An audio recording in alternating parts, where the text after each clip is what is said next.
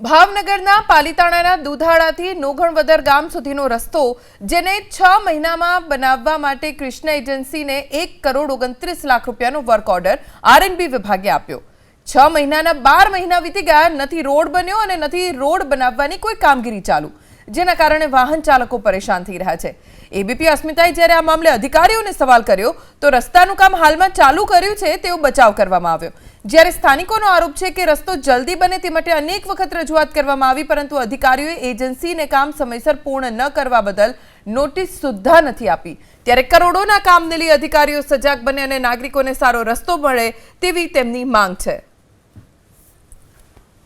ભાવનગર જિલ્લામાં નવા માર્ગ બનાવવા માટેની વાતો તો અધિકારીઓ કરતા હોય છે, પરંતુ જિલ્લાના અનેક ગામડાની અંદર એવા માર્ગ છે કે જેનો વિકાસ છે તે અધૂરો રહ્યો છે। હાલ અમે આવી પહોંચ્યા છીએ પાલીતાણાના દુધાળા ગામ પાસેના માર્ગ ઉપર કે આ જે ગામનો માર્ગ છે છેલ્લા 1 વર્ષથી બિસ્માર હાલતમાં છે। આ માર્ગનું કામ અધૂરું છોડી દેવામાં આવ્યું છે, જેના કારણે દુધાળાથી ચોંડા તરફનો જે 3 કિલોમીટરનો માર્ગ છે તેમાં માત્ર કપચી છે તે નાખવામાં આવી છે। ત્યારબાદ કોન્ટ્રાક્ટર દ્વારા આ જે રોડ છે તેમનું કામ કરવામાં નથી આવ્યું, જેના કારણે વાહન ચાલકોને ભારે મુશ્કેલી વેઠવી પડે છે। તમને અહીંના દ્રશ્યો બતાવવા માંગીશ કે અહીં જે પથ્થર જેવી કપચી છે તે રોડ ઉપર 3 કિલોમીટર સુધી પાથરી દેવામાં આવી છે।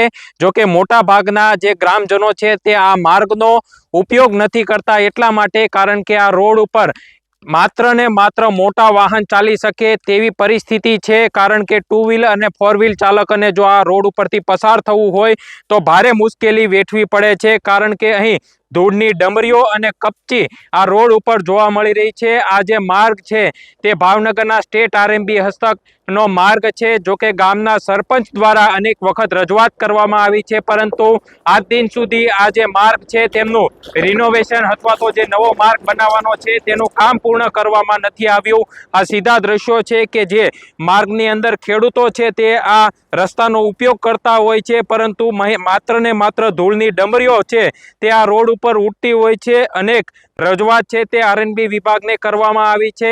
ગામના જે સરપંચ છે તેમના દ્વારા અધિકારીઓને જાણ કરવામાં આવી છે, પરંતુ કોઈ કારણોસર આ જે રોડનું કામ છે તે પૂરું કરી શકાયું નથી, જેના કારણે આ જે રોડનો વિકાસ છે તે અધૂરી હાલતમાં જોવા મળી રહ્યો છે। ભારે વેદના સાથે અને મુશ્કેલી સાથે જે વાહન ચાલકો છે તે આ રોડ ઉપરથી પસાર થતા હોય છે, પરંતુ હવે ભાવનગરના સ્ટેટ આરએનબી વિભાગને જાગવાની જરૂર છે અને આ રોડનું કામ છે તે પૂર્ણ કરવાની જરૂર છે।